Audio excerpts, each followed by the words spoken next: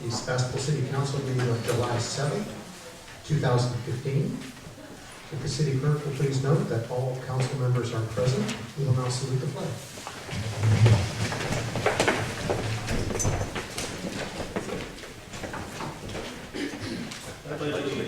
To the flag of the United States of America and to the republic for which it stands, one nation, under God, indivisible, with liberty and justice for all.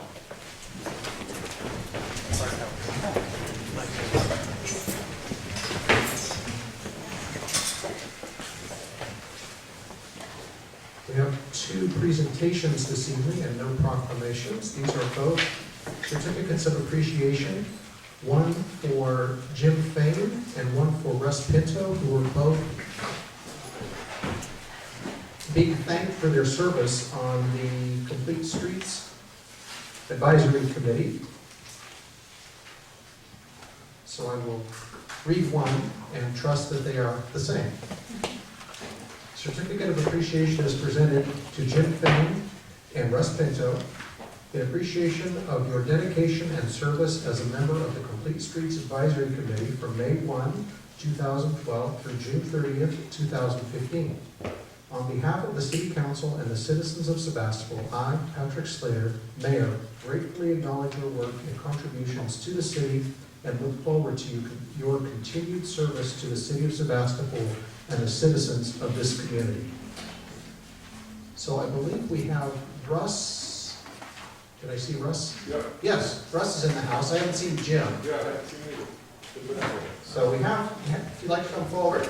I'm sorry Jim's not here. Jim's not part of this group when We'll get his, so Jim, thank you so much. It's nice having you on the committee, and thank you for your work on the planning committee. I'm still on the. Hey, guys. See you.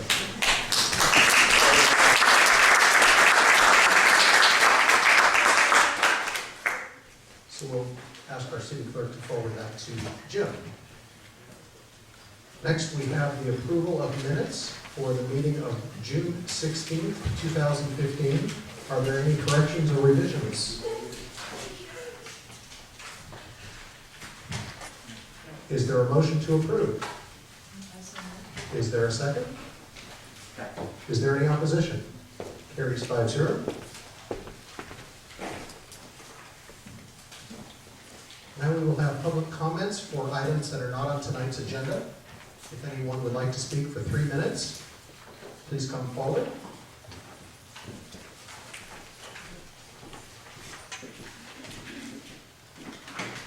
Hi, good evening. My name's Magic. I just wanted to say that I'm very excited about a kind of worldwide as well as national movement in which people are really taking back the reins in local communities for what we're doing. And that it seems that the large and cumbersome federal and state governments are not being able to really answer the clarion call of the people around the environment and labor and so forth. And more local groups and councils like ourselves are really stepping up to the plate and challenging the Goliaths and doing well in doing so. So I just want to say that I'm proud of Sebastopol for being a part of that movement towards local sustainability, local businesses, respect for the labor of the local people, and also recognizing the damage that it's done when we don't care about the rest of the people and the exploitation that corporations are doing all over the planet. So, thank you. Are there any other members of the public who wish to speak? Please come forward. Seeing none, one. I'm going to close public. Oh, please come forward. I'm Michael Karnacki, 385 Murphy Street. How you doing? Thank you. Nice to see you again, Councilmember Gurney. She was at the meeting today. So just a brief, last council meeting I talked a little bit about the hiking, and Friday we had another one. It was awesome. It was really great. It was a lot of fun, and a lot of people out. A lot of people came from out of town and came into town specifically to participate in it. It was pretty fun. And so I think I kind of got a little bit carried away with the train whistles and the train running through town last time I brought it through. But I mean, that's the fun part of it. I just want to hone it back in that the real thing that we want to emphasize is that, you know, sure as sure can be when there's an ambulance or a police activity on Main Street or a fire truck, everybody's out of their business. You know, in South Carolina, when we had the shooting happen, you know, everybody's out, you know, and when disasters happen, everybody comes together. So, you know, it's easy for us to come together under sadness, but, you know, the real thing is that we're trying to come together in happiness and say, you know, this is great, this is a fun thing, happiness, it might be a little bit silly, but that's ultimately what we're trying to accomplish here is to try and start a new trend, maybe, that could carry all the way across the country, where people actually get together, come on a regular basis and celebrate, you know, happiness. That's it. Thank you. Thank you.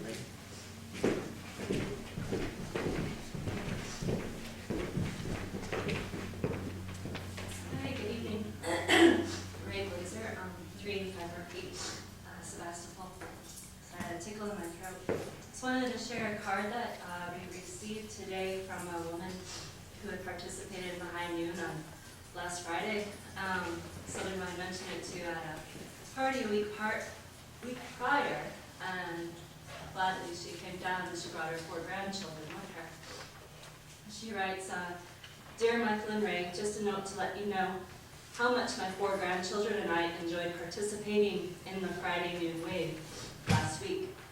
I wanted to share with them an example of community, and it was just that. It was great to see merchants come out of their stores to greet each other and potential customers.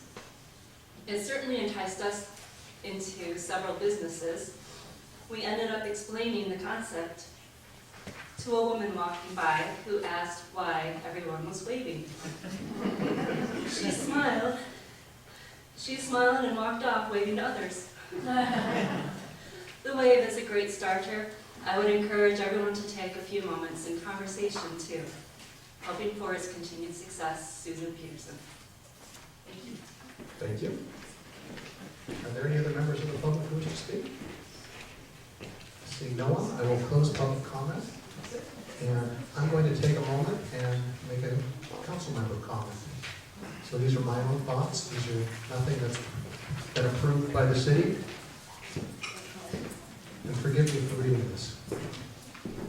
Columbine, Virginia Tech, Tucson, Aurora, Fort Hood, Oak Creek, Newtown, Charleston, San Francisco, Santa Rosa. How many more? How many more colleges, classrooms, movie theaters, houses of faith, shopping malls, neighborhoods, and street corners? How many more? As a society, I think we've had enough, and it's time to demand a plan right now. As parents, children, and friends, as wives and husbands, as Americans, but mostly as human beings. No more lists of names. It's not too soon, it's too late. Before we all know someone who has made one of these awful lists, no more who they might have been. No more if we had just done something yesterday. No more, that person doesn't look like me, love like me, or believe like me. No more, it's just politically impossible. It's time for some realistic and effective changes, and here are a few of my suggestions. 1. Close loopholes in gun purchasing background checks and eliminate ways to skirt existing gun laws. 2. Track and log criminal and mental health records in the criminal background databases and implement ways to cross-reference them. 3. Keep assault rifles out of public hands. 4. Law enforcement needs to be equipped to find and stop illegal gun traffickers. 5. In our schools, rather than continuing to teach the test, update curriculum to include race relations, tolerance, critical thinking, and teach accurate history rather than the distorted Eurocentric lessons of the past. There are many issues these ideas touch on.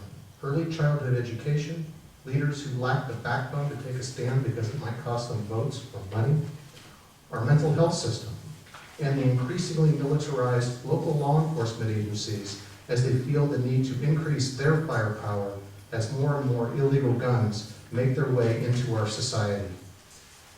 With a footnote that thankfully Sebastopol does not fall into that latter category. I realize many do not agree with me, and I respect that position, but the horrible events of a couple of weeks ago in Charleston are an indicator that as far as we've come, it appears we have only begun. These are but a handful of my thoughts about some difficult topics, and I hope we in Sebastopol can continue our progressive, conversation-starting way to one day enact realistic and effective change across the world. We can do better than this. We have to.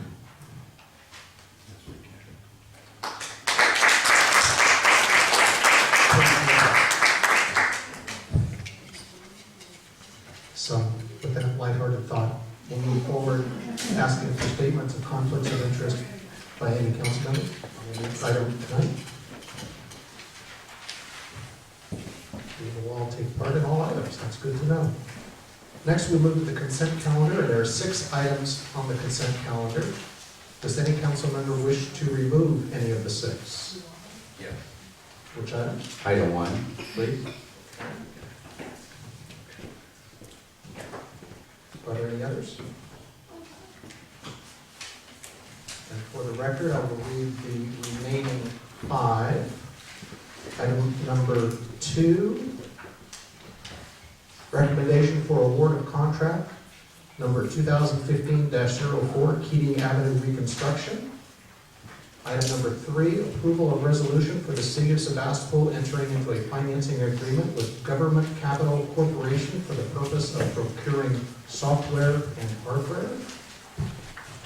Number 4, approval of letter of opposition to Assembly Bill 57, telecommunications, wireless telecommunication facilities surrounding local control over them, authored by Assembly Member Bill Quirk.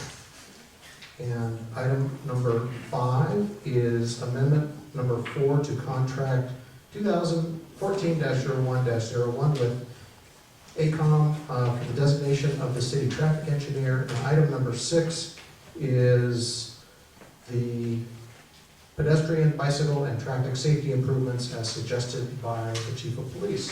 Is there a motion to approve those items? Is there a second? I will second that. Is there any opposition? Carries 5-0.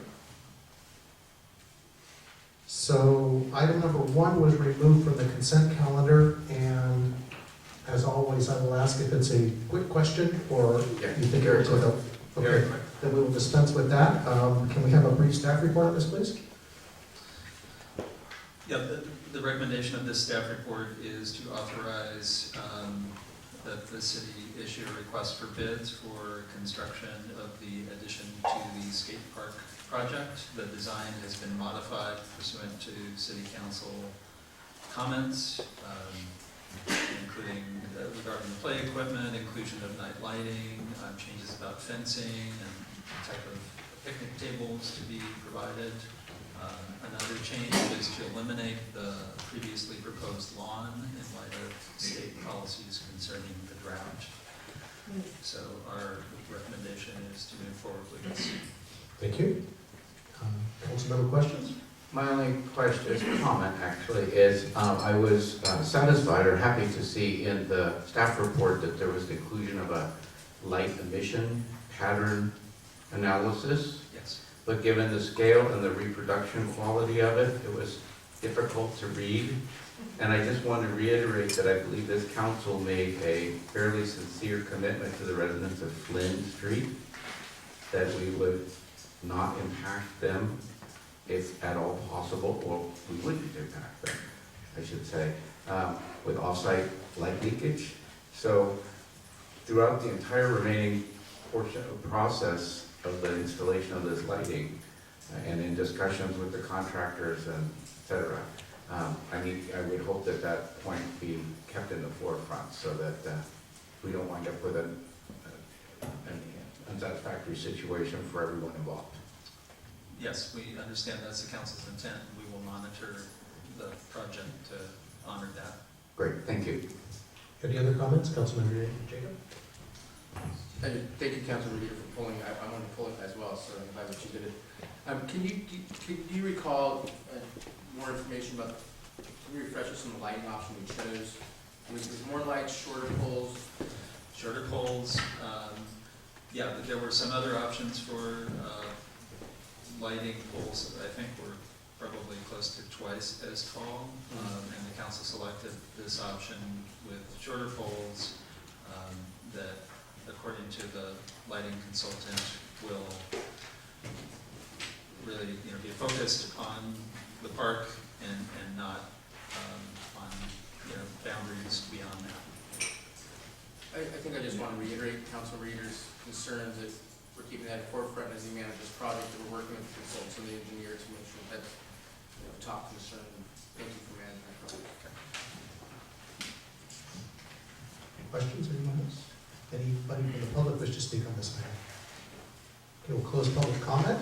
Any further comments or a motion on this item? I'll move to authorize request for bids for the Sebastopol Skate Park. Is there a second? I'll second. Is there any opposition? Carries 5-0.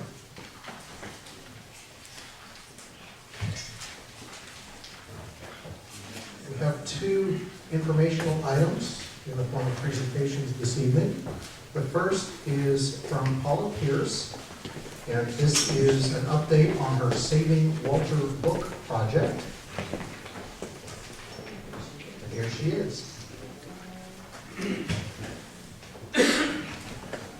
Oh.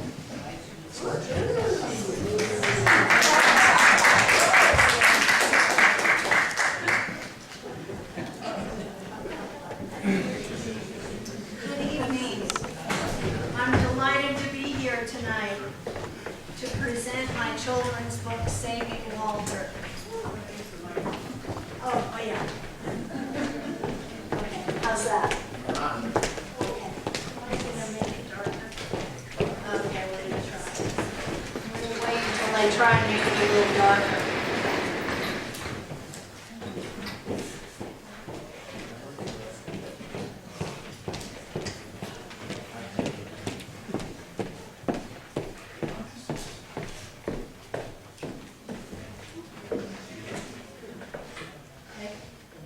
All right. Thank you, everyone. I'm delighted to be here this evening to present my children's book, Saving Walter. I'm also known as Water Woman. I dress like this to present my book in 3rd and 4th grade classes. Since 2009, I've presented it over 20 times to 3rd and 4th graders. I would like to introduce to you my graphic designer, Patricia Lockman, right there. Okay. Pat has been my creative partner in this project. It's been a mutual collaboration. Pat also designed this PowerPoint that I'm using tonight, and I also used at the National Conference of Project WET, Water Education for Teachers, in Denver in August 2013, where I was an educational presenter. Sebastopol, through my volunteer efforts to visit schools and share the message of water conservation with our children, is a leader nationally as well as locally in helping young people to learn to save water during this time of drought. The Sonoma County Office of Education and the Sonoma County Water Agency are a great source of information, and they have lending libraries and they have copies of Saving Walter. Sebastopol Library also has a copy of Saving Walter.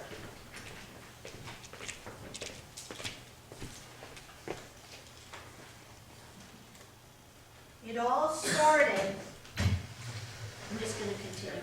It all started way back on May 20th, 2008, as I was attending a community meeting where Jane Nielsen, a renowned Sebastopol geologist, yay, announced private wells on Cooper Road were coming up dry. I went home that night and went to bed. That very night, I had a dream of this story, and even the name Walter. Now, the first page I'm going to read, I can't read every page because it would take too long, but I do want to read the first page. It has a good tone to it, and you'll get the feeling. Once upon a time, during a rainy and windy storm, 2 raindrops clung to a branch side by side. I hope you can see that all right. See, it's kind of blurry, but a big gust of wind made them bump together, and they became one extra large raindrop. Heavier now, they splashed down on the branch below. Whoosh! When they hit, they broke apart into 3 drops, and the little one came to be known as Walter. Here is Walter, as you can see. He's a happy little raindrop made of the freshest water in the world.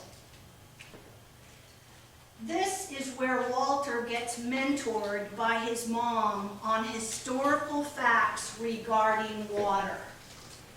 There's no new water on Earth. Only 3% of water is fresh water. 2/3 of that is frozen in glaciers, so it's not available. Every living thing on Earth needs water to live.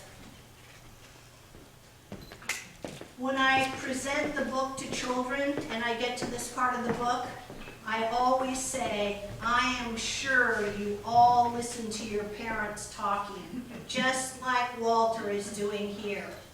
He is worried. His parents are discussing that water is getting low. There just isn't enough. This is where Walter continues to be taught by his parents on what it means when water is getting low. This is when there is not enough rain and snow. His dad complains how people take water for granted and use as much as they want and waste a lot too. Walter asks an important question. Why don't people run out of water altogether if they are so careless with it? The term recycles emerges as a major concept. This is Walter's very first experience to evaporate with his dad.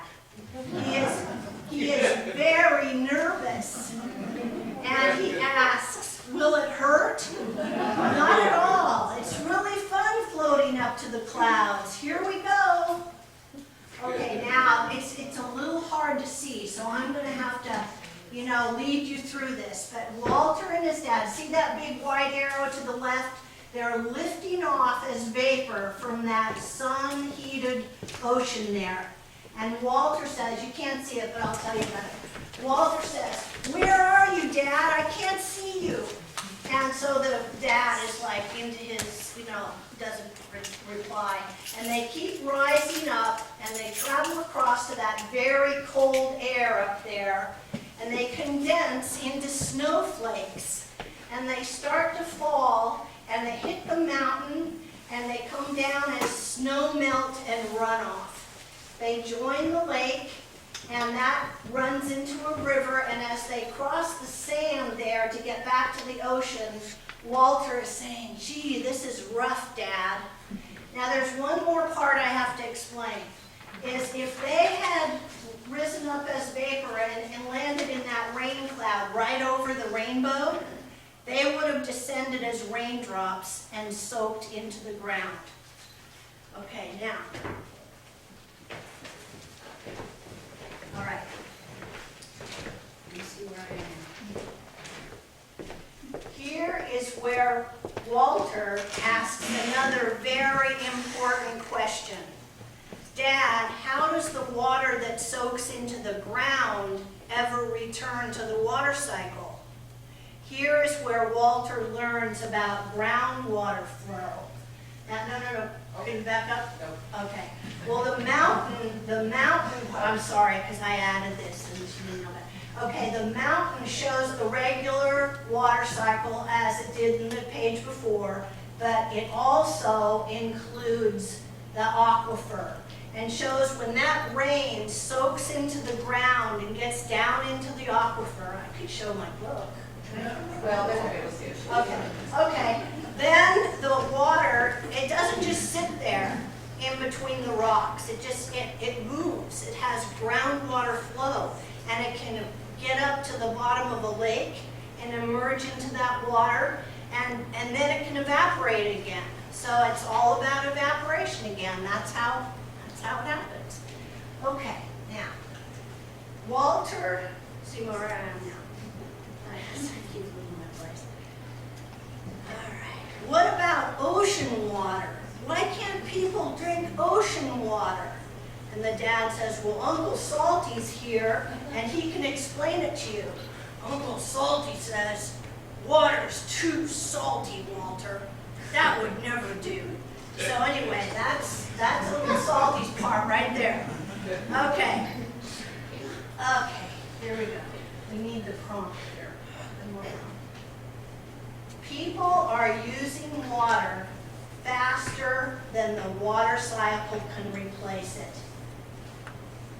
Wells are going dry in some regions because the water cycle cannot replace it fast enough. This is the picture on the right. This is what wells used to look like. This picture, go to the next one. We need to understand groundwater and wells. Yes, we do. Okay. This picture shows how small wells can go dry when they no longer reach the water table. You see that small well there? It's kind of hard to see, but its little pipe goes down, and the big well next door is still able to suck up the water from the groundwater. That's the whole point of that. Okay, what can people do about not having enough usable water? Walter asks. His dad says they need to conserve it by using only what they need. But how? Asked Walter. We need to ask your great-granddad Pops. He will know. He lives up in the clouds. Okay, Walter meets Pops in the clouds, and then they hear from a neighboring water drop named Drip. They are invited to attend an important meeting about water conservation.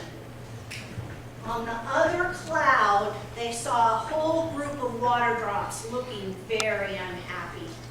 And they said, we are all here to share our stories about being carelessly wasted. Drip leads off. I was a faucet leak. Just turn it off or fix the leak. How simple is that? Here are the drips, Flow and Gush. Both of them are wasted down the drain while teeth are being brushed, and for Gush, waiting for the cold water to become hot in the shower. This is where our hero Bucky comes on the scene, with some important ways to save that water.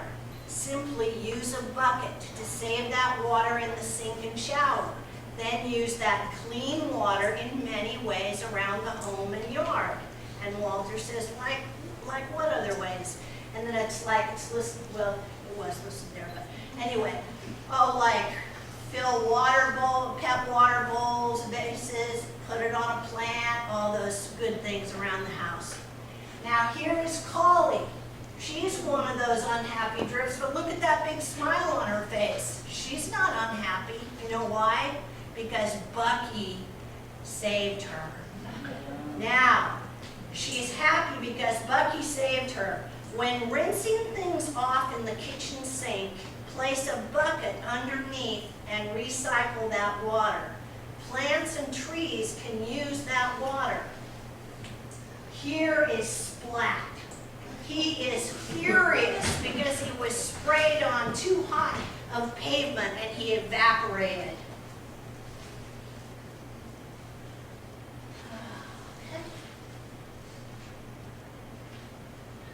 Conserving water here, okay, here's Splat, okay, and then, yeah, what I'm gonna say is, Pop says, also, there's more water wasted. There's one more. More water is wasted by hosing off decks and sidewalks. So you can't see it because of that flag, but there's a picture of a broom sweeping a deck. Pop says, sweep it, don't hose it off. So anyway, thank you, Pat. Watering the garden is important when it's cool in the morning or cool in the evening. Don't water in the middle of the day. Now, here is Muddy. Muddy has a talk to us all too. Water runs off and gets muddy when you use a hose. So it's better to use drip irrigation so plants get watered gradually. So that's Muddy. And then Pop says, and also if you plant and use native plants, they use less water. So that's a good thing to do, and a lot of people are doing that now. Okay, car washing. What you want to do, there's a prompt here. Yeah, to wash your car at home, use the bucket with some of your saved water. Or consider using, now this is something I didn't know, consider using commercial car washes because that water is recycled. I never knew that. Okay, then Pops, this is his big speech at the end. He gathers all the water drops together and he says, this is his big talk, and I'm going to read this what he says because it's kind of hard to see. Then Pops gathers them all together and tells them, we've all shared how we water drops have been wasted indoors and out. Most of all, people must know that water is an essential ingredient for all life on Earth. It is our most precious natural resource. This is an urgent global problem that requires each person to make every drop count for today and for the future. Walter's mission is to help people everywhere to conserve water by being educated about it. Opportunities for learning. Walter has a website, and it's savingwalter.com. And there's a lot for teachers, especially. There's a crossword puzzle, there's bingo games to play, like an after they read the book, there's activities to do, all kinds of good stuff on there. Okay, now I have a gift for every one of you. Back on the back table, there are bookmarks, and you can all take one home. Sarah's holding them up, and you can take one home. It's got an email address to contact me if you need a presentation sometime, or you can also preview the book on the website, and it's a good thing to have and remember Walter. Thank you very much.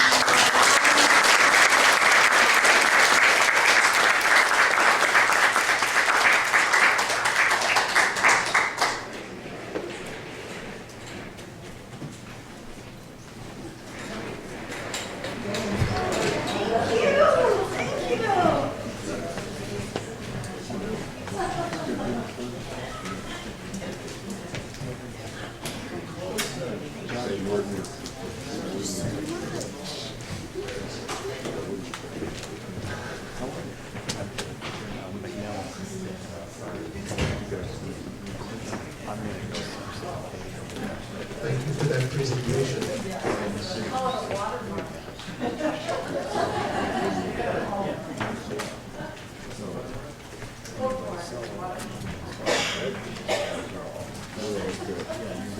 I think that the lessons there are valuable, and I certainly am willing to open public comment on any item on the agenda. However, I'm just thrilled that she was here and presented so nicely, and If that works for everybody, we can move to the next item. But if anybody wants to speak on this, please come forward.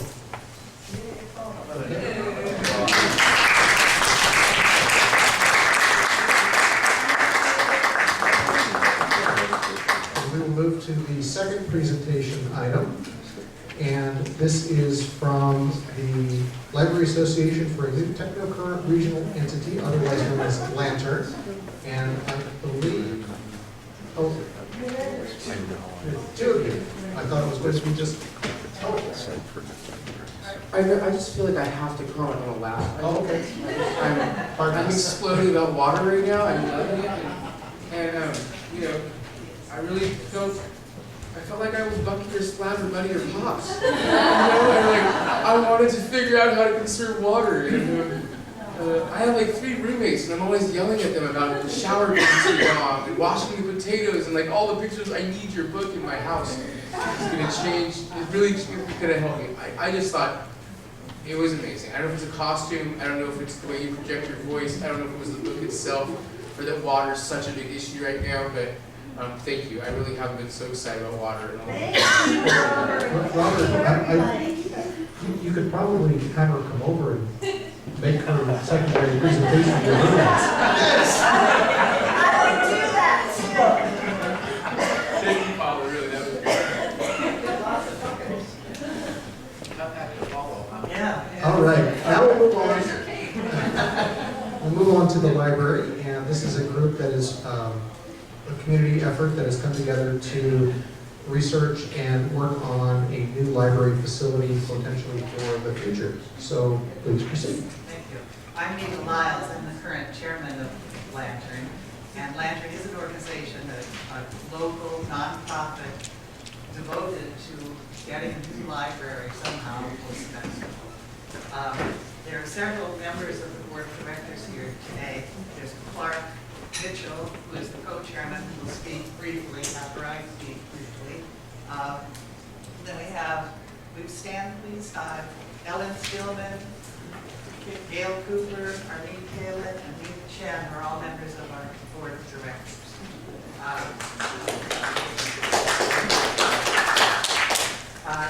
On May 26th of this year, Lantern held a big and important meeting where we discussed potential sites for a new library for Sebastopol in the West County. That has been a question since we began thinking about this. The discussion included all of the board of directors, some members of the advisory board, a city representative, a few strong supporters of our cause, including a couple of architects. It's that meeting that we're here to report on, that meeting and its aftermath. What we wanted to do at the meeting was, first of all, list the criteria that we would use to decide what we would prefer as a site. And then, once we had identified that criteria, just have a very free-ranging discussion of all of the sites we could think of that might fit that criteria. It was kind of a brainstorming session. The major criteria that we decided upon were, first of all, a centralized location. We feel that it's not that great to have the library way out of town. We need for the library to be accessible for people who are walking or riding bicycles or driving or using public transport. It needs to be accessible. The site would need to be large enough to accommodate some expansion of the size. Part of the problem with the current library is that it's just not big enough for the community that it serves. It serves, by the way, not just Sebastopol, but the west, everything to the west, a total of about 40,000 people. And then, too, we thought that a major criteria would be that the site would be consistent with the new general plan that Sebastopol was coming up with, and with the library systems strategic plan that they're working on right now. So with those things in mind, we started talking about potential sites. And this was where it was really free-ranging. Some of the things we considered in addition to the current site were something in the Barlow, old lumber yard, now the tractor company, Parkside School, vacant space at O'Reilly, various parks and parking lots. It just went everywhere.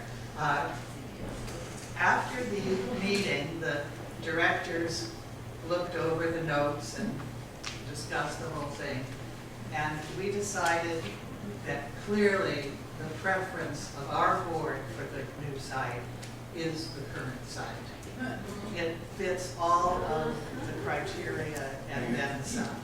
It's a site where we have had a library since 1916. The public is very accustomed to it, very comfortable with it, and just thinks that that's where the library should be. It is city-owned property, available without negotiations and the time and money that would take. And it would allow us to begin our really major effort in fundraising quicker because we could skip all of that preparation. Another possibility we considered was that there's been a lot of talk about certain agencies cooperating, and because of the closeness geographically to the senior center, which also needs more space, there might be the potential for some kind of cooperation and sharing of new space between the two facilities. But nonetheless, that is what we concluded was the best from our point of view.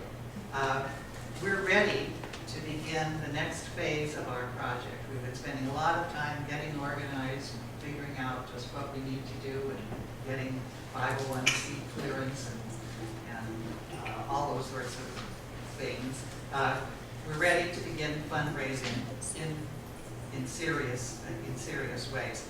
We don't know yet whether we might have just the land that the current building is on, or that land plus a little vacant land where the courtyard and fountain is on Bodega Avenue, you all know that. Or, depending on what happens with the city's Pine Grove project, potentially the library, that land, and the space that is now the City Hall. So those things are still up in the air. They depend a lot on how the city's Pine Grove project goes. But one way or another, there's enough room there for us to do some expansion and to develop at the current site. Now, Clark Mitchell, our co-chairman, is going to carry on for a few minutes on this subject.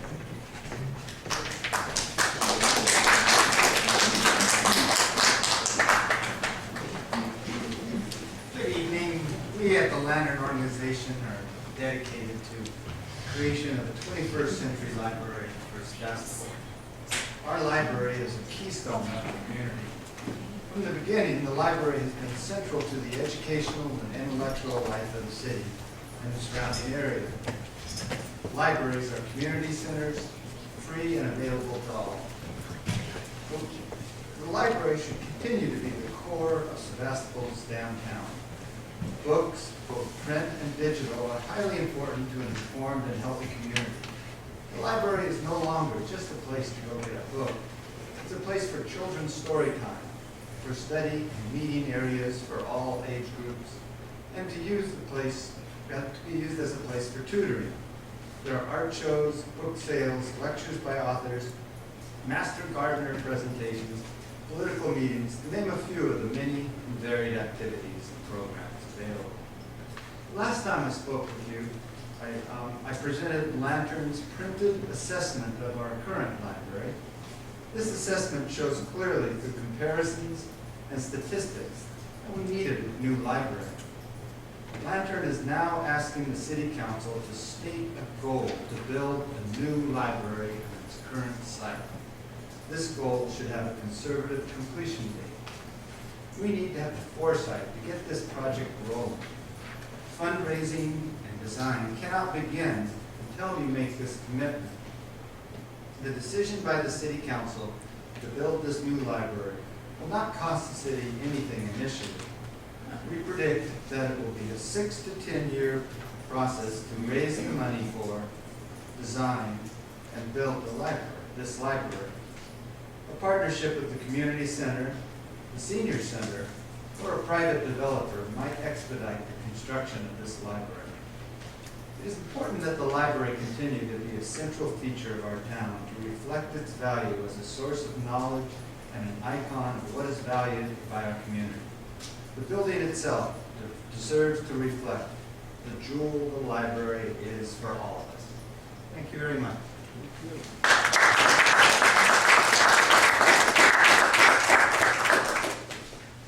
Thank you, Clark. Are there any questions or comments on the part of council? Yes. You don't have to really respond, but I'm curious if the property at the north end of the property of Parkside School was looked at. I had heard that maybe the operation there, that's the school district might be relocating from the facility. So if that's hopefully on the list. We did consider that, and it was suggested by city staff, and we came to a problem with it not being quite as central as the current one, and also because it is still a functioning functioning school with people who have strong emotions about their alma mater. We didn't think we should really pursue that, but it was considered, and I think the centrality was the main aspect. Was there another aspect to it that? Yes, the fact that it's surrounded by residences, which makes traffic and accessibility in general a little more difficult than the current site. Okay, and just two other quick points. I would hope in any discussions of design concepts that you are seriously contemplating a multi-story building. Land in Sebastopol is too precious to squander on a single-story facility anymore. The difficulty, I'm sorry, Clark. Well, what Nita was going to say is that the biggest problem with that is that it creates a staffing problem for the Sonoma County Library Service. And for a smaller library, if you have 2 floors, you need 2 sets of staff. And we have been talking about 2 stories. This is not, we're such a preliminary stage, but the second story could be used for meeting rooms, for offices, for storage, for a lot of different services. So it'd be nice to have 2 stories. It would use the land more effectively, but it would be more expensive to staff it as 2 stories. So to keep the main staffing on 1 story would solve a lot of that problem. Perhaps a cooperative endeavor with the senior center. That'd be Although it great. does seem kind of odd that you would put the senior center on the 2nd floor. Well, But- the second floor requires an elevator. Yeah, oh, I know, yeah. Well, it's good for you to climb the stairs, but go for it. Yeah. Anyway, I just, you spoke about, being in conformance with the general plan, the spirit of the general plan, and, I think it's pretty clear that the era of the 1-story building hopefully is over in Sebastopol in the downtown area, because there's just no land left, and it's a very inefficient use of land. Yes, I'm sure everyone here understands that the way the joint powers agreement works is that the cities provide and maintain buildings, the staffing and the collections are paid for by the county library system.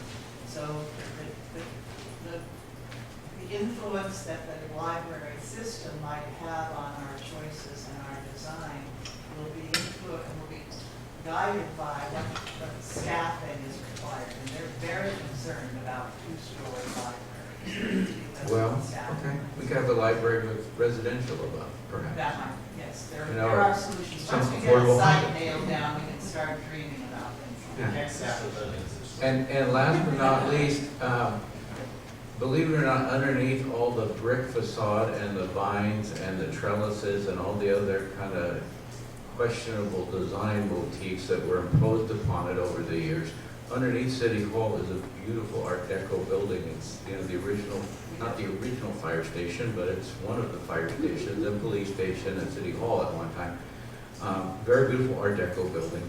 And I really would hope that that building doesn't get sacrificed in this process. In fact, it should have some kind of a historic designation in my view. It's hard to believe all that is under there. It is. I've heard that on other occasions. And lastly, I think you might have a difficult time knocking it down because the walls are like this thick. Anyway, just in case many people are not aware, there's actually a beautiful building buried under that. Thank you. Vice Mayor Gurney? Say thank you, Mr. Mayor. Years ago, for quite a while, I was the city council liaison to the Library Advisory Board. And at one meeting, I blurted out this idea of having an improved library facility. And I believe Clark was one of the first people to kind of catch on and encourage me, and I encouraged him and a small group of people that has evolved to the present formal board of directors. I'm very grateful for your perseverance to keep this idea evolving and for drilling down and becoming clearer and clearer about what we could do. I encourage members of our community to understand how important our library is. We know from experience, but I think the statistics are really overwhelming. For instance, it is the most frequently visited public building in all of town. We have something like, what, 18,000 people visits per month. Imagine that, 18,000. I think the circulation area is actually bigger than Nita said. We go to the east and capture a lot of West Santa Rosa as well as the West County. So it's a very significant building, and I really, from my experience, think we need to consider one other dimension, and that is parking. If we're looking at that site, as it is now, we all experience that real frustration because it's the most popular downtown parking lot, and it has a senior center right next door. And I think the parking is inadequate, even as we try and direct people to the South High Street as well. And in our discussions, the mayor and I and city attorney, as part of the Pine Grove Square subcommittee, have talked. We're interested in exploring opportunities to make that lot a two-story lot. For instance, having downstairs access off of the little street that goes by the senior center and then behind Copperfields. So you literally might be able to access it from below and from on top as well. There's been discussion too about a possible, I'm just going to say, rooftop to the parking lot on the North High that may have gardens or solar panels or something. So there's quite a lot of fun visioning, I think, that can be done for an improved library facility, and I encourage folks to support Lantern with your time, with your donations, with your energy, so this idea moves in its focus where at the time when Pine Grove Square can take off, we can do this whole thing together, one complements the other, and improve our downtown community facilities. Any other council member comments? Any member of the public wish to speak? Please come forward. You have 3 minutes. Some people are chilly, so I wondered if they could turn the air conditioning on. I want to thank everybody in the committee and your hard work.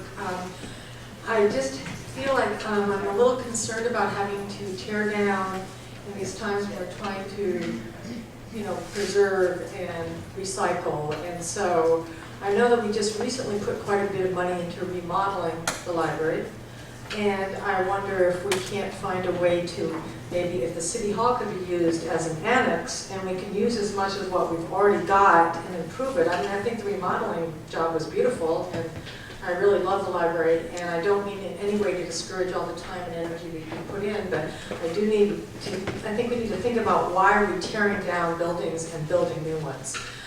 We need to preserve our resources, and it seems City Hall and this Art Deco thing, I never heard of that. That sounds so cool to bring that back and show it. So I would think that maybe we could have that as an annex and keep that. And I like the idea of a garden or solar panels on the top of a parking lot. I think that's a great way to use it. So these are my thoughts on the matter. And again, I really do appreciate all the work that you all have put into it. If I could just say, we have not certainly settled upon a complete tear down. A remodel of both buildings is always an option. Right. Thank you. Next speaker, please. Hi, my name is Patricia Dines, also known as Eco Girl, and I actually wanted to make the same point, which is I appreciate all the effort, and I know there's lots of variables that you're balancing, but I really hope that all effort is made to preserve the current building. So many resources are represented by creating a building, and I appreciate Magic's point about the recent remodel. It seems foolish to waste all that. So I hope people will use the creativity to make full use of that, and I also appreciate your comments on the parking. Thank you. Okay, we'll close public comment at this point, and I'll just have a couple of things to say on this. The first is that we could move this project forward much faster if somebody is willing to perhaps entertain naming rights on the new facility, so. But they'd have to give us a lot of money. Yeah, exactly. And then the other thing is that to address the tear down issue, no one has ever said that, and this is just echoing what was just stated, that no one said that we're going to tear the old building would be torn down. Remodeling, things like that are certainly an option. It has to do with the structural strength, use, economy, all those things certainly would come into play during the design, and those are things that design professionals think about even when they're not thinking.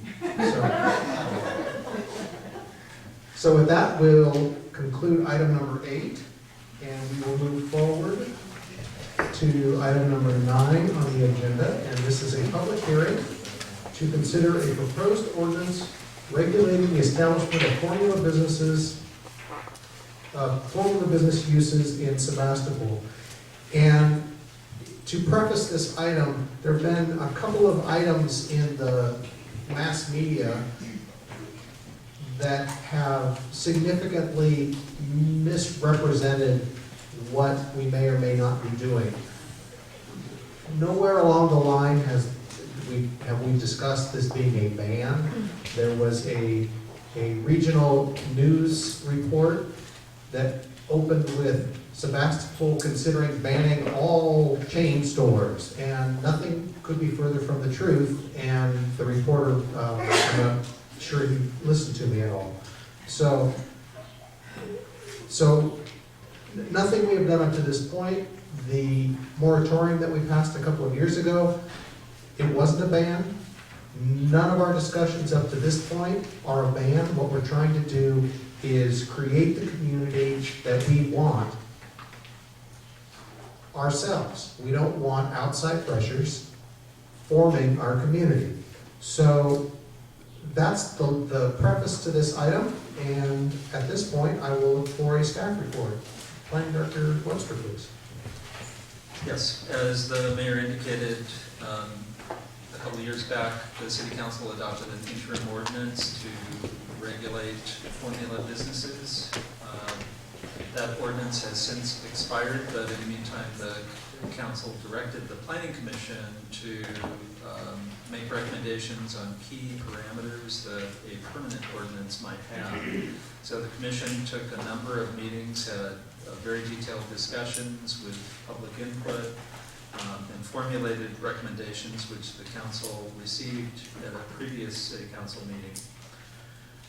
It appeared that the council was generally receptive to the commission's recommendations, and the council asked that staff put together a draft ordinance substantially based on those for your review and public comment as well. So that is what is in front of you tonight, is a draft ordinance. In the staff report, based on the council discussion and the things that you focused on, we've highlighted 3 different aspects that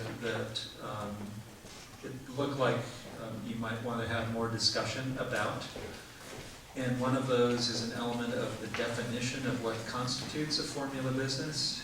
The definition in this draft ordinance is based on the interim ordinance, which is based on other ordinances that have been tested elsewhere in California and the rest of the country.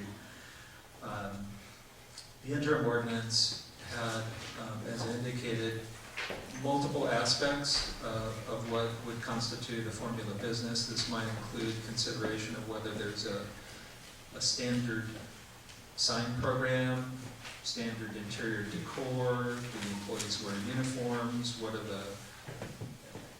what percentage of the products sold in the establishment are kind of part of the store's formula, way of operating.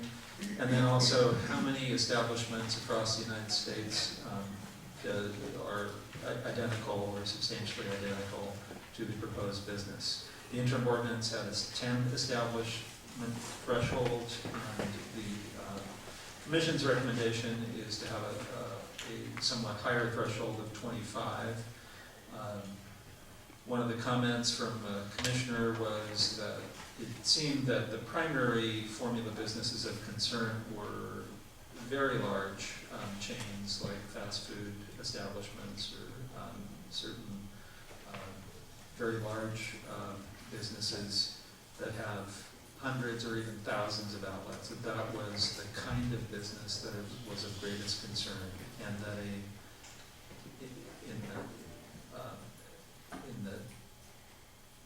with a very low threshold, some regional businesses might be defined as formula businesses and be therefore either excluded or subject to a higher and longer review process. So the Commission recommended a 25 establishment threshold. So that's one aspect that you may want to look at and discuss. Another aspect is about changes of ownership. The way the Commission recommended is that a change of ownership doesn't trigger special review requirements as long as it's basically the same business. So if Safeway changed ownership and some new corporation ended up owning that, as long as it's still a Safeway and is operating in this substantially the same manner, then there would be no special review requirement. But if a different market operator, for example, Whole Foods, wanted to buy Safeway, then that would trigger a use permit review process and a discretionary process by the city.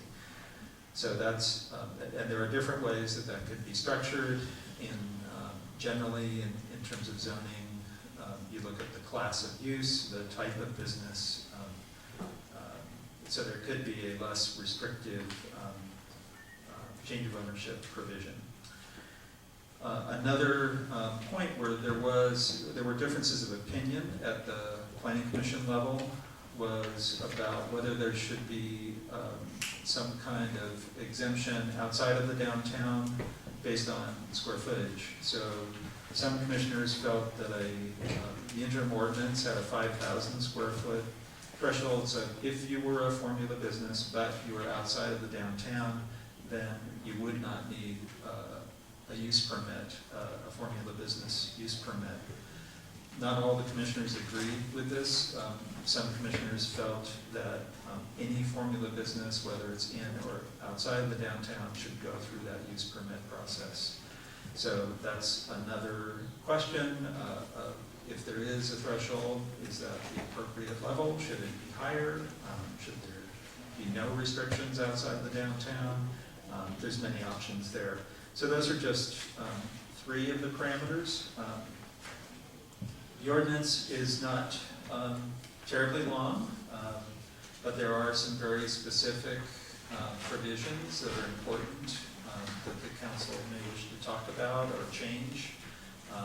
There are implications to these types of ordinances. They can certainly protect the local character of a town, but they can also have unintended consequences. I think we've read about those in some other cities in Sonoma County that have passed these kinds of ordinances.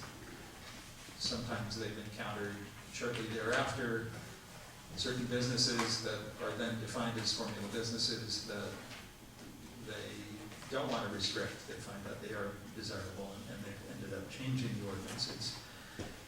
And imposing a use permit requirement It is a process that people can go through, but for some applicants, it is a barrier. And if they have other options, then they go elsewhere instead of taking what can be several months to go through that kind of process with an uncertain outcome. So all these are things that the council and the public can consider, comment on. So that concludes the staff report.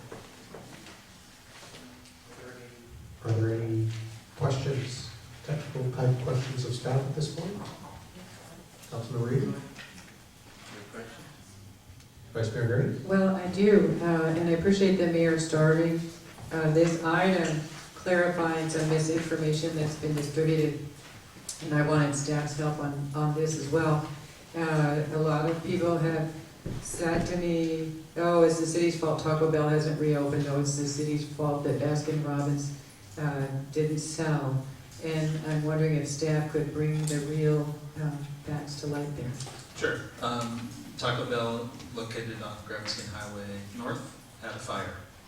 So they had some significant fire damage, and it has, for reasons that aren't really known to staff, possibly have to do with insurance or other aspects. It has taken them a long time to go obtain building permits to repair the damage and reopen, but that, when they did file those permits, there was no problem, no restrictions on the part of the city. Our understanding is they do intend to reopen. And then as far as 31 flavors, our understanding is that the owner of that business was interested in selling the business and retiring or leaving that line of work, and didn't find anyone to purchase the franchise. Again, there were no city regulations that said they couldn't sell the franchise or keep operating.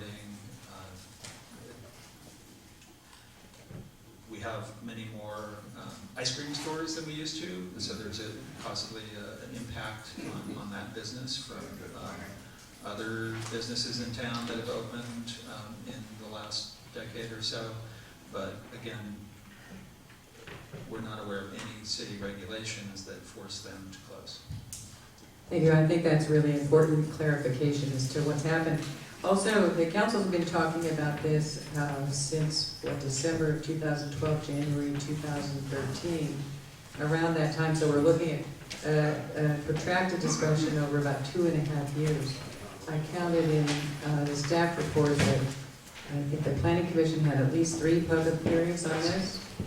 The City Council has talked about this probably 3 times in that 2.5 years. And I don't know that you have an exact count, but I would like your verification that we've had a number of public meetings. This is not something new and suddenly presented to the council. We have been discussing this for quite a while now. That is completely correct.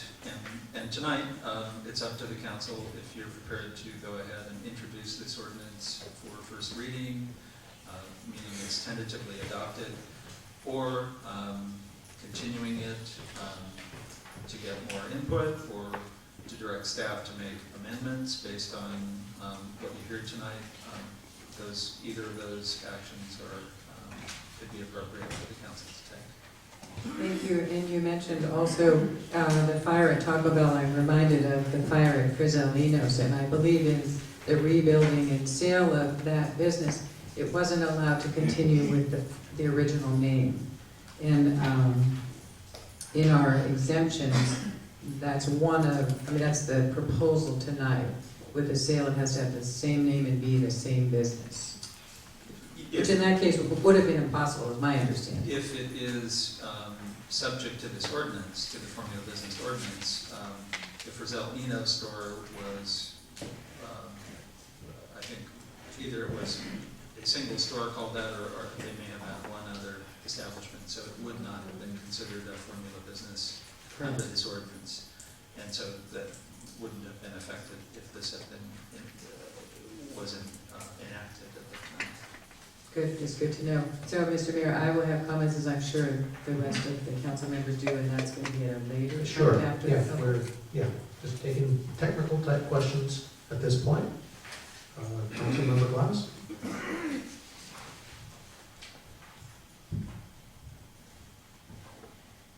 have some questions about the map. And first of all, we all love maps. First of all, I wondered, is this co-contiguous with what is defined in, as our downtown core in the present general plan, or is it being considered the same outline as the downtown core in our general plan update that we're going through now? It includes a portion of industrially designated property, the Barlow development. This map attached to your staff report, so that is not designated as downtown core in the current general plan. Tomorrow, the GPAC is opening its discussion of land use issues and looking at the land use map. So, and one of the issues that we've highlighted for them is, should the Barlow have some other designation, same as the downtown, some new zoning, or what? So, no, the downtown core is the same except in the general plan, except for that Barlow area on this map. Okay, then I was wondering why we have a little jog around the property that is the Rialto and the barbecue and patisserie Angelica.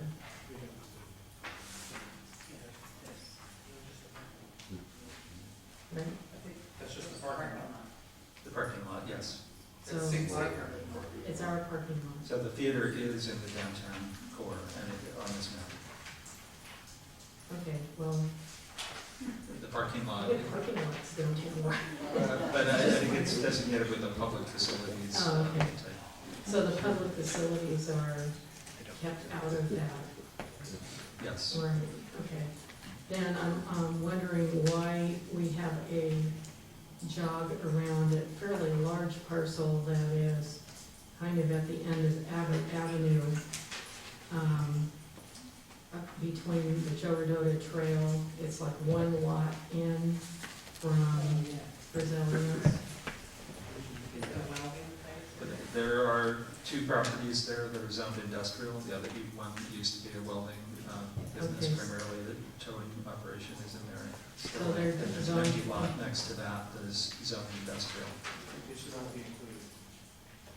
Yeah, so I'm just wondering if maybe we might want to look at that in the same light as we're looking at the Barlow area in the general plan process.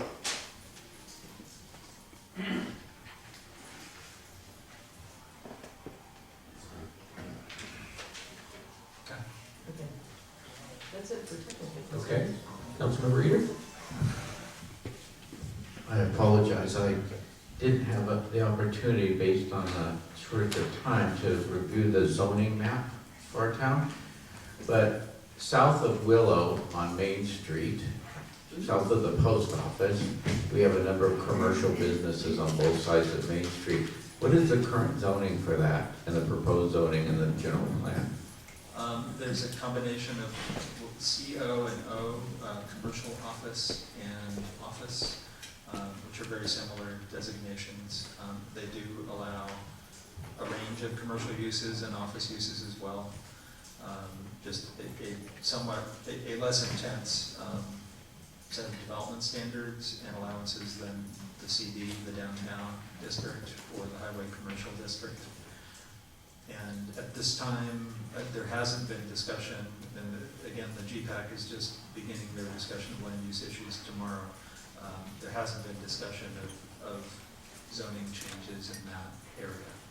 Okay, and a similar question, the properties on the south side of Healdsburg Avenue, the west of Safeway, we have a number of commercial establishments there, and I know like there's a vacant lot, I believe at Healdsburg and Murphy, that Yes. had a for sale sign, is not there currently. What is the zoning on those?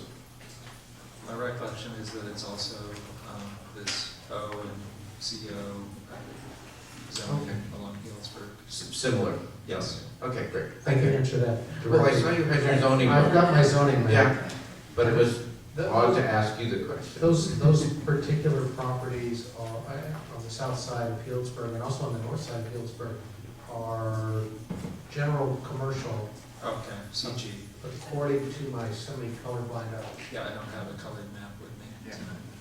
Okay, but I just was trying to establish the fact that they are commercially zoned in some manner. Yes. Okay, and as well as South Main Street. Okay, that's all I have. Thank you. And if anybody wants to see the colored version of the zoning map, just let me know. Is that it for questions? Okay.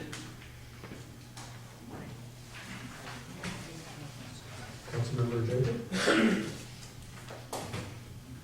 I just have a couple of questions.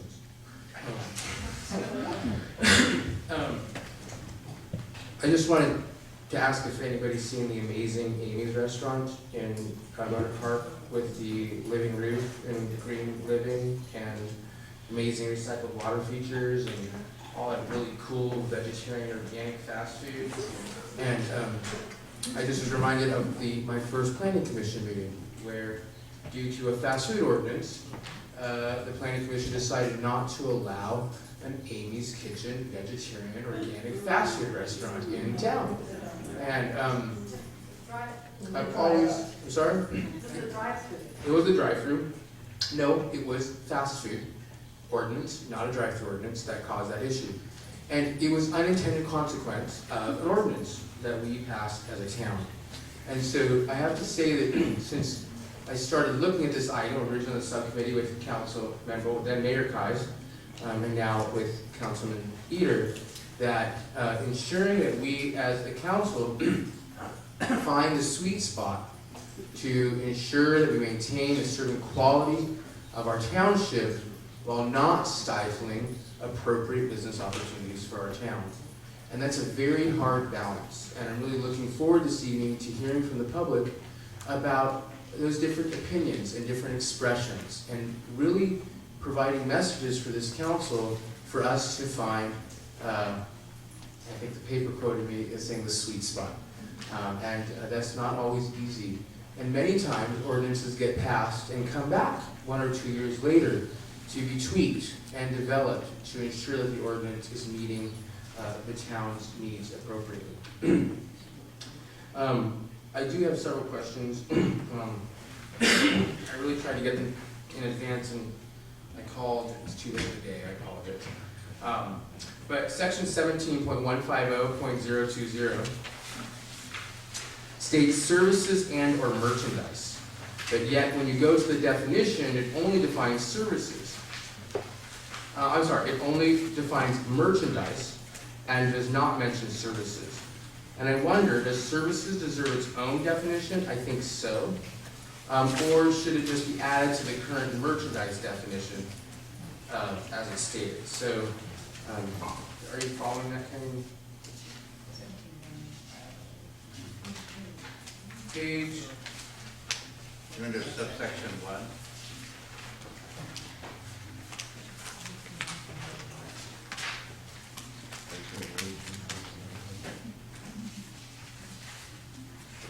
Okay, so 17.150.020 is a definition affirming the business ordinance. If you go about halfway down the paragraph, it says, arrangement or affiliation to maintain a standardized array of services and or merchandise. When you look below at definition 1, the definition of a standardized array of merchandise. I believe that services should be defined separately, and may have been the intention and forgotten, or it could have just, services could be added to services and or merchandise, and then this definition could be tweaked. But either way, services needs to be called out and defined. I concur that that would be a useful addition. Thank you. I have several items in section 17.150.05, which is on the next page.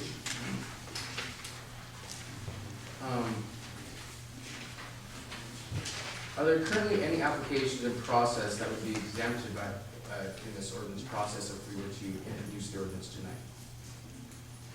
Not that I'm aware of. Section D, can you describe more, maybe for us in the public, what disability accessibility work would be? Disability accessibility would be an exemption for formula businesses in Sebastopol doing work that had to do with disability accessibility. So are you talking about ADA compliance Yes. here? Yes. Yeah, typically that would involve things like ramps or changes to doors, doorways, maybe could require some minor addition to the building to accommodate something or an elevator. So that kind of work, it's probably with the other exemptions, unlikely that this would really be much of an issue, but we felt it was appropriate to acknowledge that sometimes businesses have to do this kind of work to comply with the law, and so it seemed appropriate to exempt it. Thank you. Section G exempts offices, banks, hotels, and motels, and gas stations. And I just wanted to see if you had any history or knowledge of why these items, were there other items that were chosen not to be exempted, or were there other options? Yeah, yes. The Planning Commission talked about this issue of different uses that should or should not be subject to the ordinance. There was at least one commissioner who felt that a formula office business, like a tax preparation business, should perhaps be subject to a formula business ordinance to be included, but the majority of the commission did not concur. There was also discussion as to whether banks, similar uses should be included, and I think at one point in the commission's discussion it was, but then later the commission took that out. Again, there was also discussion about hotels and motels. Certainly a number of those are chains, formula businesses, and so the commission had some concerns about that. But I think in the end, they were trying to focus on the uses, types of businesses of greatest concern, which are either typically chain restaurants or chain retail establishments, and not these other types of uses were not of so substantial concern. Similarly, gas stations were felt to be the kind of business that is today. It's very unusual to even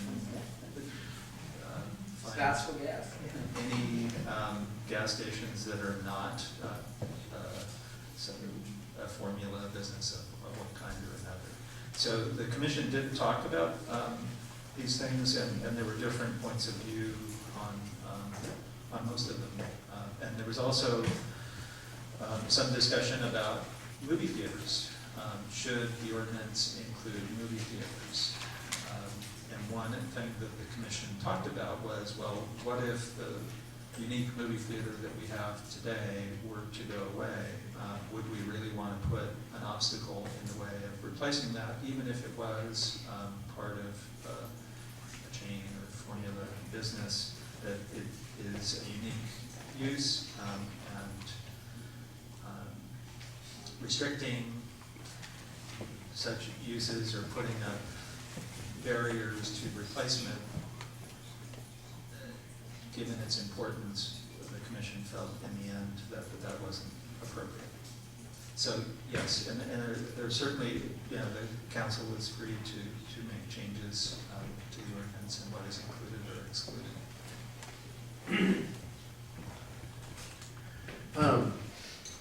Section H, formula business uses under 5,000 gross square feet located outside of the downtown core as defined above. I'm wondering why we have to separate the downtown core area from the whole city, and if there was specific reasons for that allowance. Well, for one thing, this was mirroring the interim ordinance that had a provision like this. And there was, I think, a feeling among the majority of commissioners that an allowance such as this, perhaps not this exact number, but an allowance such as this was appropriate, that there were, that the most important area of greatest concern was the downtown, as far as preserving and protecting its character or regulating what the changes that might occur. But that outside of the downtown have greater allowances and more flexibility, and allow some of these things to occur. So that's what the majority of the commission felt, but there were certainly other perspectives on the commission that felt, like your comment, that pretty much the same regulations ought to apply citywide. And so that is an option. I'll just also comment, if I could, that softening the regulations outside the downtown core area enforces or strengthens the enforceability of the more restrictive provisions in the downtown area, which is described in the ordinance as being extra important.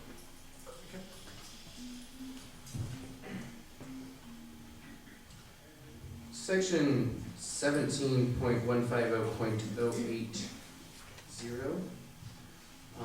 second page of that section, section F.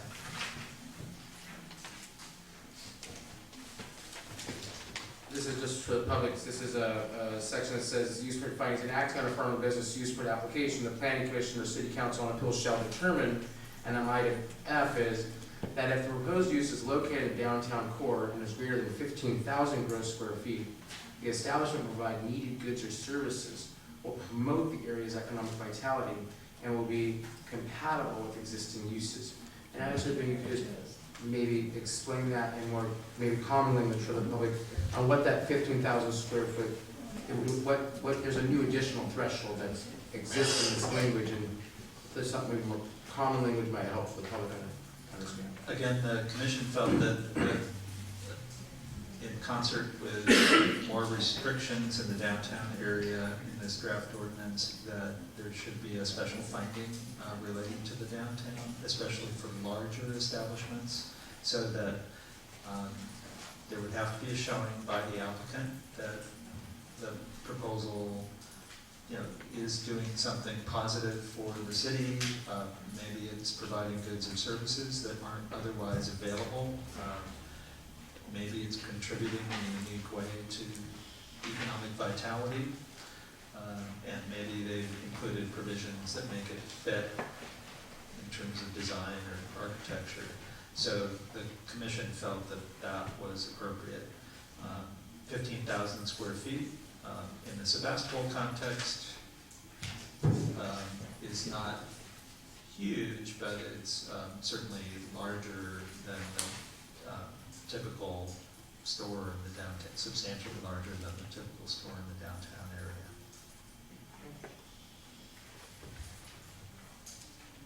Can you explain what is banned in the current draft of the ordinance?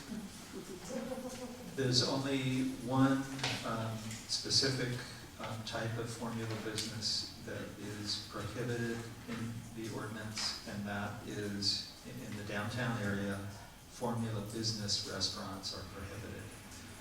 So again, the commission was trying to focus on what are the types of uses or businesses that are most disruptive to the local character, the local economy, the pedestrian orientation, and therefore might deserve a prohibition, and this is the category that they thought was appropriate for the downtown area. Otherwise, the normal zoning restrictions we already have apply, and they do require use permits already for some categories of use.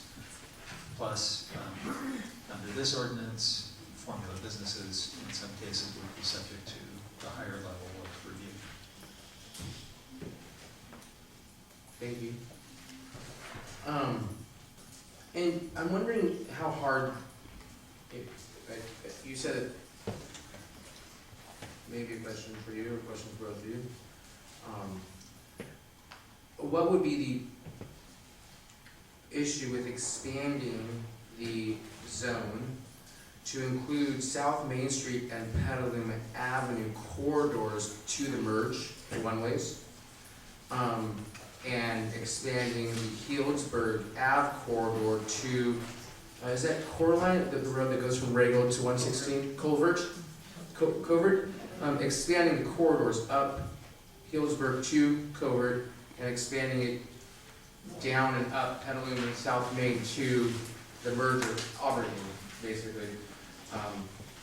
If that was considered, if there's any impacts or concerns there, is there still a big enough, that's still downtown, it's our entryways, I think it's feasible to change the geographic area where certain things may apply.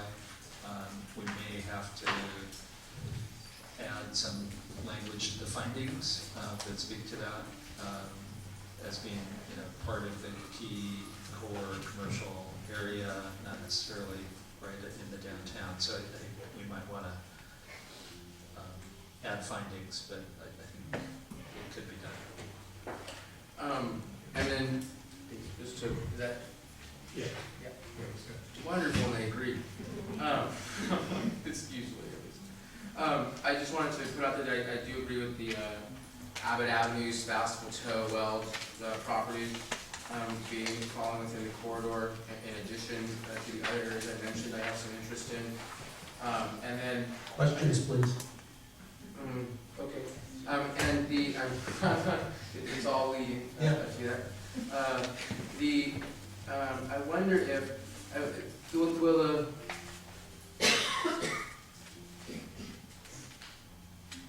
so I'm just trying to make sure to answer questions here. Just raise your voice Will the police station forever be the police station? Or should we not just include that? Chief? Or should we not just include that piece of property within here? I know that right now the police station, it doesn't matter, and that parking lot, in case that parking lot ever gets developed, I think was Councilmember Glass's concept. So that's something, I wonder if that's been considered. That's a question. No, it was based on the downtown zoning and the Barlow, but those areas could be included.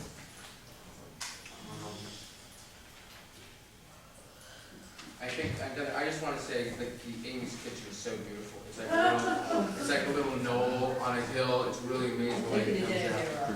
Yeah, but that's not a question, Iris. So with that, I go with my questions. Thank you. The Vice Mayor has an additional question. I have a follow-up question. Also, that decision on Amy's could have been appealable to the council, and there was work that could have been done there, but they went elsewhere, unfortunately. So I'm interested in this idea of changing the map and expanding the map and the enforceability of that sort of approach. So I want to take Councilmember Jacobs' idea and expand it so that, for instance, we take the whole, what I think of as the CDA map, the Community Development Agency map, which goes from the north end of town, the Strip, down Healdsburg Avenue, all the way through historical downtown to the south end of town. And if we were to take that approach and cover a much wider area, and then exempt certain specific areas within that, like shopping centers, could that be enforceable rather than this approach? And I'm asking this question because I was at the Downtown Association meeting today with Michael and others, and I mentioned that in thinking about an economic development specialist position, one of the tasks that we discussed was to create an inclusive tax district for our businesses, rather than have the downtown in its own little silo, and the south end in its own little silo, and the north end in its little silo, to have a whole group in this small town that work together. And that was from, like I said, the tax licensing, fee gathering point of view. And now I'm wondering if that might be practical from the point of view of this ordinance and enforceability. Enforceability? First of all, I'll point out that the ordinance really only distinguishes between downtown core and elsewhere by, in the present draft, the 5,000 square foot exemption procedure provision. So that's really the only difference. To answer your question about what is legally defensible, with a proper finding, then you can certainly change the geographic areas. And the finding would relate to why that area is more important with respect to formula business restrictions than would be the areas outside of that geographic area where that 5,000 foot exemption applies. You can make a statement about a shopping center, why it might be more appropriate for lesser restrictions, and make a finding that way. And you just distinguish between the geographic zones by saying what's more important or where we might have lesser restrictions. And was that the way the interim ordinance was written? With the shopping center exemptions? Yeah. Yes. Yes.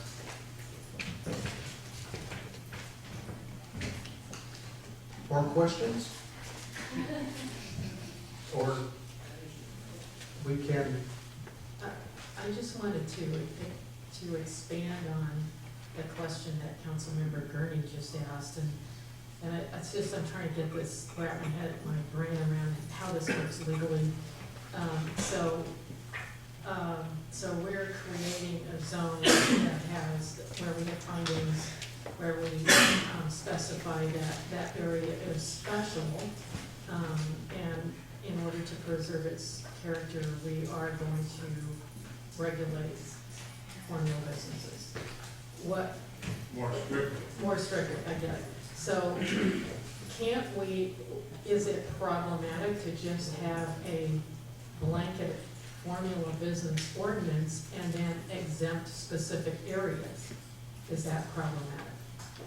No, that's permissible with proper findings. Why are you exempting that area? What characteristic does it have that whereby it can be exempted? For example, an already established shopping center, I think he felt that that was a more appropriate place for a formula type business than other areas in the town where we'll have some more stringent regulation. Thank you. Councilmember Eder? Well, since we're loosely defining questions tonight, why not? I'll be sure to provide the proper inflection. Sure.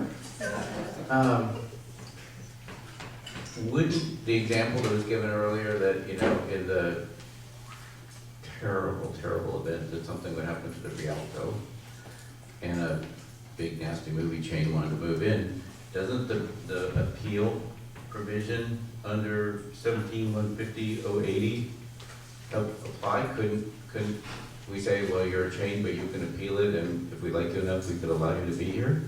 Sure, and the one question, would you prohibit a formula movie theater in an ordinance, or would it just be subject to a use permit process? So the commission, you know, by and large is recommending for most kinds of formula businesses the use permit process. That's a discretionary process. The commission has a hearing, they act on it, and that decision is appealable to the city council. So there is that kind of normal review process that an applicant could avail themselves of. So we wouldn't be permanently shutting out certain types of businesses irrevocably.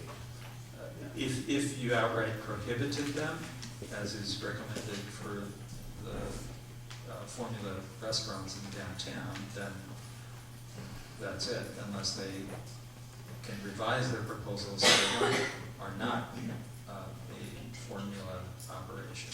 Okay. But otherwise, potentially, the ordinance could be written to prohibit, just outright prohibit certain uses.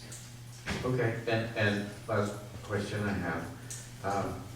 Based on the ordinance, the way it's currently written, with the geographic boundaries it currently has, if Grateful Bagel went out of business, sold, or burned, could a fast food restaurant be built on that site? Well, the city does have an existing ordinance regulating fast food establishments and basically requiring a use permit where they are allowed, and you can't have a drive-through in Sebastopol, they're prohibited. So there is an existing use permit requirement. I don't recall if fast food restaurants are even allowed in that zoning district. Okay. Possibly they are by use permit. But there's numbers of potential, like the Volkswagen repair shop and, on and on. Sure. Any of those could conceivably be redeveloped into a more intensive commercial, Yes, potentially formula business use. yes. Okay, thank you. So with all the other questions, I'm down to just one. Section 17.150.050 exemptions. This ordinance shall not apply to. And item B, 150050. B. Business licenses approved prior to the adoption of this ordinance. So my question is, does the issuance of a business license without a physical location count as an entitlement?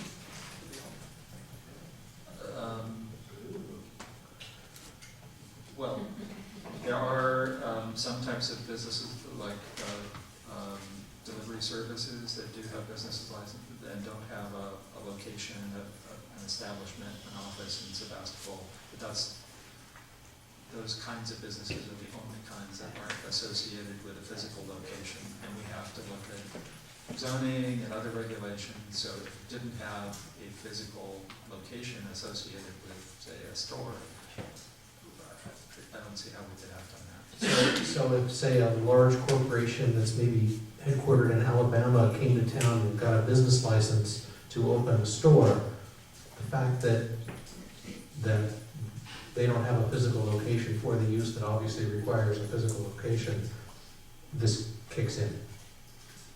Well, or that license couldn't be approved, we couldn't act on it. Okay. I'll reiterate that, they have to have a physical location. Right. Okay. Okay, so, Excuse me, Mr. Wynn. oh yes, Following on your question is, what if they get a business license but they don't have a conditional use permit yet? Then they shouldn't have gotten a business license. So I'm sorry? if a conditional use permit is required, then a business license is not issued until they obtain that approval. Okay, thank you. so we are about to take a break, but before we do that, can I ask folks for a show of hands as to how many would like to make a public comment on this item? Yeah. 1, 2, 3, 4, 5, 6, 7, 8, 9, 10, 11, 12, about a dozen. Okay, I'll think about this over the break, but we might take that down to 2 minutes for public comments on this item for the number of people, and I'm sure that the council will have a fairly lengthy deliberation time on this as well. So I'll think about that over the break. So if we come back in about 10 minutes, that would be great.